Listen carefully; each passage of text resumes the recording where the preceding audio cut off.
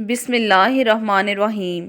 5 عورتوں کو مرتے وقت تھوڑی سی بھی تکلیف نہیں ہوگی۔ وہ 5 عورتیں کون سی ہیں؟ نزاع کے وقت جو تکلیف ہوتی ہے اس پر اللہ رب العزت کی جانب سے نیکیاں عطا کی جاتی ہیں، جیسے کہ سنن ابن ماجہ میں راوی روایت کرتے ہیں کہ حضور پاک صلی اللہ علیہ وآلہ وسلم ایک شخص موجود تھا، ان کا کوئی قریبی رشتہ دار موت کی سختی میں مبتلا تھا۔ رسول اکرم صلی اللہ علیہ وآلہ وسلم نے حضرت عائشہ رضی اللہ تعالی عنہا سے فرمایا، اپنے رشتہ دار پر غمگین نہ ہوں کہ یہ اس کی نیکیاں ہیں۔ نیز حضرت عائشہ رضی اللہ تعالی عنہا سے ہی اس مضمون کی روایت ہے کہ جب رسول اللہ صلی اللہ علیہ وآلہ وسلم کی وفات کی تکلیف میں نے دیکھی، اب میں کسی مسلمان میت کی حالت نزاع کی تکلیف کو اس کے حق میں برا نہیں سمجھتی۔ بس مذکورہ احادیث سے معلوم ہوتا ہے کہ نزاع کے وقت ہونے والی سختی مرنے والے کی بد اعمالیوں کا ہرگز نتیجہ نہیں ہوتی۔ مسلمان کے حق میں اس پر اجر و ثواب اور گناہوں کی معافی کی ہی امید رکھنی چاہیے۔ 5 عورتوں کو مرتے وقت تکلیف نہیں ہوگی۔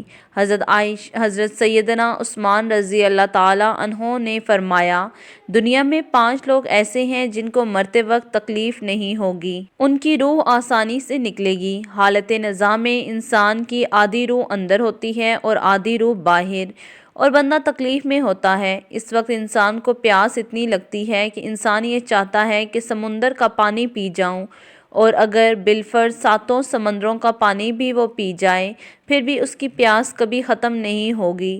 روح نکلتے وقت انسان کو جو تکلیف ہو رہی ہوتی ہے ناقابل بیاں ہے۔ حضرت سیدنا عثمان غنی رضی اللہ تعالی عنہ نے فرمایا، یہ 5 لوگ ایسے ہیں کہ انہیں مرتے وقت ذرا بھی تکلیف نہ ہوگی، یعنی موت آسانی سے ہوگی اور بغیر تکلیف کے ہوگی۔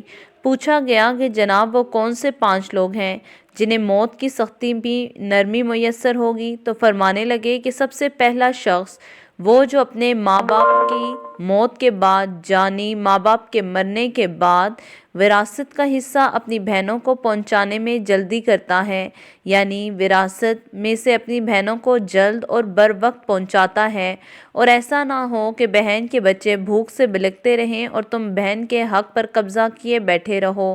بہن اسی انتظار میں رہے کہ میرا بھائی کب مجھے میرے ماں باپ کی وراثت میں سے حصہ دے گا۔ اتنی میں آتا ہے کہ بہن کی شادی نہیں ہوئی جبکہ والدین دنیا سے رخصت ہو گئے ہیں، تو بھائی نے کہا کہ کوئی بات نہیں، اس کا حصہ اسے جہیز کی صورت میں دے دوں گا۔ یاد رہے کہ اسلام میں بہنوں کو جہیز دینا فرض نہیں جبکہ ان کا وراثتی حق دینا فرض ہے۔ دراصل عورتوں کو جہیز دینا یہودیوں کی رسم ہے۔ اسلام اس کی ترغیب نہیں دیتا، لیکن اسلام میں عورتوں کا وراثتی حصہ دینا فرض ہے۔ والدین کے ترکے میں جس طرح ان کے نرینہ اولاد کا حق ہوتا ہے، اسی طرح بیٹیوں کا بھی اس میں شرعی حق ہوتا ہے۔ والدین کے انتقال کے بعد ان کے ترکے پر بیٹوں کو خود تنہا قبضہ کر لینا اور بہنوں کو ان کے شرعی حصے سے محروم اور ناجائز اور سخت گناہ ہے۔ بھائیوں پر لازم ہے کہ بہنوں کو ان کا ترکے میں سے حصہ دے دیں، وگرنہ آخرت میں دینا پڑے گا، اور آخرت میں دینا آسان نہ ہوگا۔ حدیث مبارکہ میں اس پر بڑی وعیدیں آئی ہیں۔ حضرت سعید بن زید رضی اللہ تعالی عنہ فرماتے ہیں، رسول اکرم صلی اللہ علیہ وآلہ وسلم نے فرمایا، جو شخص کسی پر ذرا بھی زمین کا حصہ رکھے گا، قیامت کے دن 7 زمینوں میں سے اتنی ہی زمین اس کے گلے میں توق کے طور پر ڈالی جائے گی۔ ایک اور حدیث مبارکہ میں ملتا ہے، حضرت انس رضی اللہ تعالی عنہ فرماتے ہیں، رسول اکرم صلی اللہ علیہ وآلہ وسلم نے فرمایا، جو شخص اپنی وراثت کا میراث کاٹے گا، یعنی اس کا حصہ نہیں دے گا، تو اللہ قیامت کے دن اس کی جنت کی میراث کو کاٹ لے گا۔ ایک عورت کا جب بھائی فوت ہوا تو اس عورت نے بہت اصرار کیا کہ مجھے بھی قبرستان لے چلو، میں بھی اپنے بھائی کی قبر پر جانا چاہتی ہوں۔ خیر اس کے اصرار پر اس کو لے جایا گیا اور اسے قبرستان میں اسی جگہ لے جایا گیا جہاں اس کے بھائی کی تدفین ہوئی تھی۔ اس کو دیکھتے ہی دیکھتے میت کو قبر میں اتارا گیا اور اس کے بھائی کو مٹی کے جب سپرد کر دیا گیا تو جب دعا کی باری آئی تو تمام عزیز و اقارب کے سامنے اس کی روتی ہوئی بہن نے آسمان کی جانب اپنے ہاتھ کو اٹھایا اور آسمان کی جانب دیکھا۔ اس کا دل رو رہا تھا، آنکھیں چشم چشم برس رہی ہیں۔ اس نے ایک ایسی دعا کی کہ لوگوں کے مردہ ضمیروں کو جگا دیا۔ روتی ہوئی بہن نے آسمان کی جانب دیکھ کر فریاد کی کہ اے میرے مالک، اے انصاف کرنے والے، آج میرا بھی انصاف کر دے۔ رو رو کر کہنے لگی، میرے مالک، تم میرے اس ظالم بھائی کو اپنی رحمت سے دور رکھنا، جیسے اس نے میرے والدین کی وراثت سے مجھے دور رکھا ہے۔ میرے بچے بھوک سے بلکتے رہے لیکن اس ظالم کو میرے بچوں پر ذرا بھی ترس نہ آیا۔ میں اپنے بچوں کو حرام جانور کا گوشت کھلانے پر مجبور ہو گئی۔ میرے بچوں نے بڑی ہی غربت کی زندگی گزاری ہے۔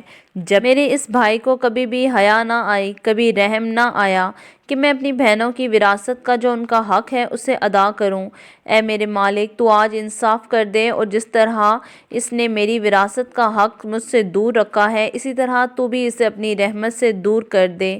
یہ صرف ایک لمحے کے لیے دل پر ہاتھ رکھ کر یہ سوچو کہ تم اپنی بہنوں کو ان کے وراثت کے حق سے محروم کرتے ہو تو قیامت ایسا ہے تمہارے لیے کیا عذاب بنے گا۔ دوسرا وہ شخص جس کی روح مرتے وقت بڑی ہی آسانی سے نکلتی ہے، فرمایا کثرت سے صدقہ کرنے والا شخص، یعنی ایسا شخص جو اللہ کے رسول کو پتہ بھی نہ چلتا ہو، یعنی دوسرا انسان وہ ہے جو کثرت سے صدقہ کرے گا تو اس کی موت کے وقت اس کی روح آسانی سے پرواز کرے گی۔ نمبر 3، ایسا شخص جو اپنے خاندان سے اچھا سلوک کرنا والا ہو، یعنی اپنے ماں باپ، بیوی بچے اور بہن بھائیوں سے رکھ رکھاؤ رکھنے والا ہو، اپنے بیوی بچوں سے پیار کرنے والا ہو، حلال لقمہ کما کر اپنی بیوی بچوں کی کفالت کرنے والا ہو۔ بزرگان دین فرماتے ہیں کہ جب رزق تنگ ہونے لگے تو دسترخوان کو وسیع کر لو، یعنی اپنی بیوی بچوں پر خرچ کرنا بھی صدقہ ہے، انہیں کھلانا بھی صدقہ ہے۔ لہٰذا ایسا شخص جو اپنے خاندان پر خرچ کرتا ہو اور حسن سلوک کرتا ہو تو جب وہ دنیا سے رخصت ہوگا تو اس کی روح نکلنے میں آسانی ہوگی۔ اسی طرح حضرت عثمان غنی نے جو شخص یہ سوچ کر نماز ادا کرتا ہے کہ نماز وہ ادا کر رہا ہے وہ میرے نبی کی آنکھوں کی ٹھنڈک ہے، نماز دین کا ستون ہے، نماز مومن کی معراج ہے، اسلام و کفر میں تفریق کر دینے والی ہے۔ 5 وقت کا نمازی موت کے وقت کسی قسم کی تکلیف میں مبتلا نہ ہوگا۔ پھر فرمایا 5واں وہ شخص جو قرآن کی تلاوت کرتا ہو، یعنی خود بھی قرآن پڑھتا ہو، اور فرمایا کہ اگر رونا نہ بھی آئے تو رونے کی کوشش کر لیا کرو۔ حضرت علی حجویری گنج بخش رحمۃ اللہ علیہ سے کسی نے پوچھا کہ حضرت اگر انہیں کوشش بھی کریں پھر بھی رونا نہ آئے تو پھر کیا کریں؟ تو فرمایا کہ پھر اپنے مقدر پر رویا کرو کہ تم اپنے سنگ دل ہو گئے ہو کہ تمہاری آنکھیں آنسو نہیں بہاتیں۔ حضرت عائشہ صدیقہ رضی اللہ تعالی عنہا کہتی ہیں کہ جب سے انہوں نے اللہ کے رسول کو موت کی سختی کے منظر سے دیکھا ہے تب سے کسی کی آسان موت پر خوش ہونے کی تمنا بھی نہیں کرتی، کیونکہ وہ جان چکی تھیں کہ نہ تو موت کی سختی مرنے والے کے برے انجام کی دلیل ہے اور نہ آسان موت کی کوئی بھی عزت و افزائی کی بات ہے۔ اگر سچ مچ ایسا ہوتا تو اللہ کے رسول کو آسان سے آسان تر موت نصیب ہوتی۔ یہی وجہ ہے کہ نہ وہ موت کی سختی کو ناپسند کرتی تھیں اور نہ کسی کی آسان موت پر خوش ہوتی تھیں۔ موت کی سختی کے بارے میں حضرت عائشہ رضی اللہ تعالی عنہا سے روایت ہے کہ آپ نے دیکھا کہ آپ صلی اللہ علیہ وآلہ وسلم کے پاس پانی کا ایک پیالہ رکھا ہوا تھا، آپ اس میں ہاتھ داخل کرتے اور پھر اپنے چہرے پر پھیر لیتے تھے اور فرماتے تھے کہ یا اللہ، موت کی سختی میں میری مدد فرما۔ مختلف احادیث سے معلوم ہوتا ہے کہ مومن کی روح بہت آسانی سے نکلتی ہے اور نکلتے ہی اس کے لیے خوشخبریاں شروع ہو جاتی ہیں۔ کافر کے بارے میں آتا ہے کہ اس کی موت اور اس کی روح انتہائی سختی کے ساتھ قبض کر لی جاتی ہے اور اسی وقت اسے اس کے برے احوال سے گزرنا شروع ہو جاتا ہے۔ البتہ متعدد احادیث مبارکہ میں یہ بھی مذکورہ ہے کہ اللہ نے موت کے اندر ایک ایسی شدت اور سختی رکھی ہے کہ اس کا احساس دنیا سے جانے والے شخص کو ہوتا ہے، خواہ وہ نیک ہو، مسلمان ہو یا بد ہو، یا کافر ہو، لیکن مومن پر جو تکلیف آتی ہے وہ اس کے گناہوں کی معافی اور درجات کی بلندی کے لیے ہوتی ہے، جبکہ کافر پر تکلیف اس کی بد اعمالیوں کی سزا کے طور پر آتی ہے۔ چنانچہ ایک حدیث میں آیا ہے کہ ایک مومن گناہ کرتا ہے، اسی وجہ سے اس پر موت کے وقت سختی کی جاتی ہے تاکہ اس کے گناہوں کا کفارہ ہو، اور کافر بھی دیکھے گا کہ کیا کام کرتا ہے تو اس پر اس کی موت کے وقت کچھ آسانی کر دی جاتی ہے تاکہ اس کے ان اعمال کے بدلے میں آسانی ہو جائے۔